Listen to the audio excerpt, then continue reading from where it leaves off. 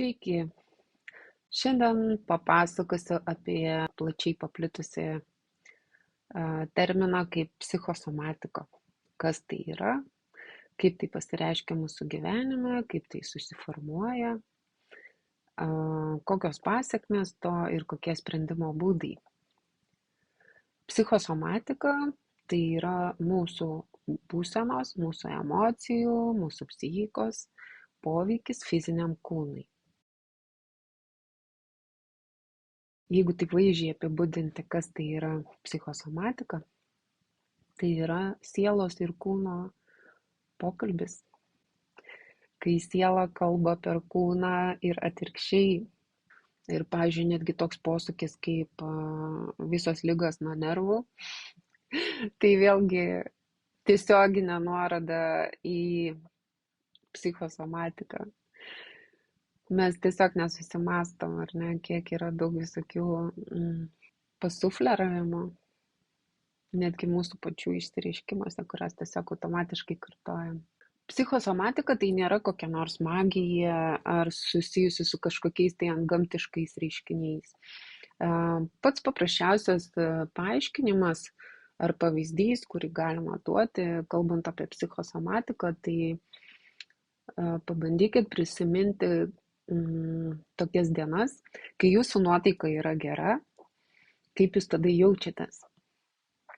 Jūs jaučiatės energingi, jūs jaučiatės kupini jėgų, pasiruošę nuversti visus kalnus, kurie pasitaikys jūsų kelyje. Jeigu atkreipsit dėmesį, kaip jūsų kūnas tuomet jaučiasi, tai suprasit, kad kūnas yra labai geram tonuse, raumenys yra aktyvūs, mūsų laikysena yra tiesi, mūsų galva yra pakelta aukščiau horizonto linijos ir žvilgsnis mūsų yra aktyvus, mes dairome, sąveikaujame su aplinka. Ir jeigu mes prisiminsim, kaip jaučiamės, kaip mūsų kūnas jaučiasi, kai mes išgyvenam liūdesį, apatiją, tai visi aiškiai prisiminsime, kad mūsų kūnas tada visiškai be tonuso. Reikia įdėti daug pastangų, kad kažką atlikti, elementariausius darbus, elementariausius dalykus, ar ne, mūsų eisena keičiasi, mūsų laikysena keičiasi ir atrodo, kad ant tavo pečių guli visas pasaulis. Kas tai yra, kodėl taip kūnas jaučiasi? Todėl, kad realiai mūsų nuotaikos, mūsų būsenos vidinės ar ne, mūsų emocijos, kurias mes išgyvenam, tai yra viso labo nervų sistemos būklė. Arba jinai yra hipertonuse, reiškia padidėjusiam tonuse, arba jinai yra hipotonuse, kada yra labai žemas nervų sistemos tonusas. Visas mūsų kūnas yra apraustas nervų sistemos gijomis, neuronais. Priklausomai nuo to, kokios būklės yra mūsų nervų sistema, taip ir jaučiasi mūsų kūnas. Anot rytų medicinos, kepenys yra pykčio depozitas, pykčio emocijos depozitas. Manau, kad pyktį mes visi per savo gyvenimą išgyvenam vienokią ar kitokią formą, todėl šita emocija galbūt bus labiausiai suprantama ir pasirinkau dėl to būtent pyktį kaip pavyzdį.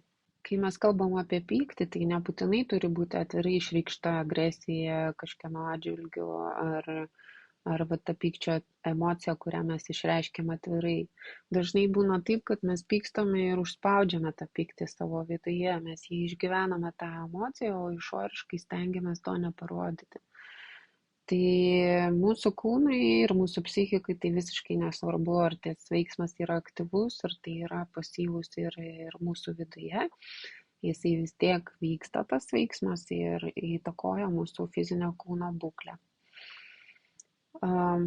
Reiškia, jeigu žmogus dažnai pyksta, dažnai susierzina, kas įvyksta tada mūsų kūne? Mūsų kūne reiškia, tada spazmuoja mūsų tulžies pūslė ir iš jos yra koncentruota tulžis išmetama į virškinimo traktą. O jeigu tuo metu virškinimo trakte nėra maisto, jinai nepanaudojama pagal paskirtį, tampa žarnynas stipriai šarminis tuo momentu. Ir tai yra jau signalas nervų sistemai, kad sutriko tas pH lygis ir nervų sistema atitinkamai reaguoja, ar ne, ta prasme, todėl kad gauna daug iš receptorių informacijos. Ir tokiu būdu jinai įsiaudrina. Ir jeigu tai dažnai kartojasi, šita emocija, tai tiesiog dažnai mes tą nervų sistemą vis kilstelim į viršų, kilstelim tą tonusą į viršų. Ir ilgainiui mūsų sistema pereina į kitokią savo būseną, kuri jau priima jinai kaip naują normą. Tiesiog stengiasi adaptuotis prie tų pakitusių sąlygų, stengiasi išgyventi, reiškia didins arba skrandžio rūgštingumą, kad galėtų neutralizuoti žarnyno terpę. Ko pasakoja vėl atsiranda kažkokie tai diskomfortai, ar ne, arba virškinimo sutrikimai, arba tiesiog prasideda ir refliuksas ir visi kiti dalykai susiję su padidėjusiu rūgštingumu. Sielos ir kūno sąveikos procese abi tos sudedamosios dalys įtakoja vieną kitą. Tai reiškia, kad ne tik emocijos ir mūsų psichinė būklė įtakoja fizinio kūno būklę, bet ir atvirkščiai.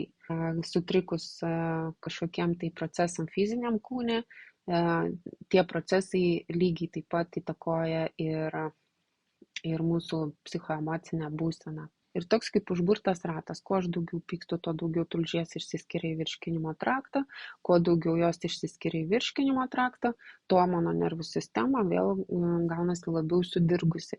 Kuo aš labiau sudirgusi, tuo mane labiau viskas erzina. Ir va toksai va ratukas, tos voverės ratas įsijungia. Pirmiausia, susivokti, kad tai vyksta ir pasakyti tam stop.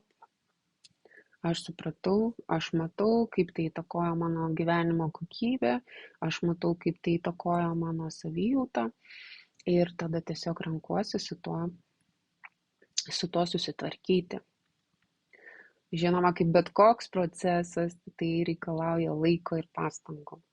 Bet galiu iš karto jos nuraminti, kad nereikės prakaituoti 9 prakaitų pilti visą tą laiką, kiek jūs formavot, nes jūs nežinot, kiek laiko formavosi visas šitas įprotis, ar ne, visas šitas mechanizmas.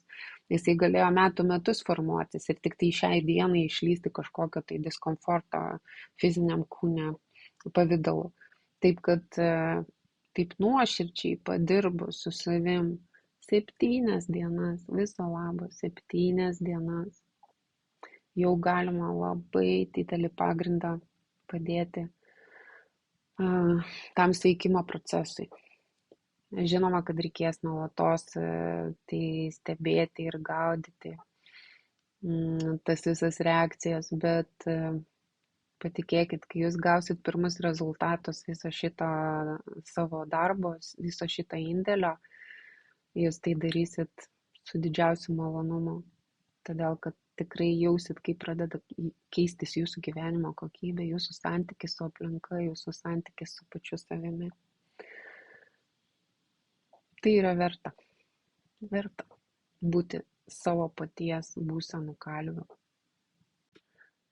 Jeigu jums įdomu ir norėsit pabandyti pradirbti tą emociją savarankiškai, bet kokią emociją, ta, kuri dažniausiai pasireiškia jūsų kasdienybėje ir kuri labiausiai įtakoja jūsų gyvenimo kokybę ne ta linkme, kurią norėtumėt, arba kuri sukuria jums negalavimus fiziniam kūne, tai metodika bus pateikta kitame video. Ieškokite tai praktikų skiltyje.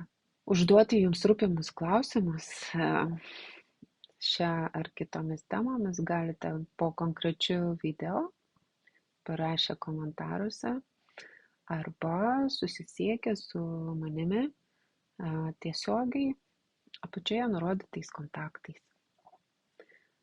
Linkiu visiems būti sveikais ir gražiais. Kaip visada sakau po procedūros, į sveikatą, į gražumą. Iki malonaus.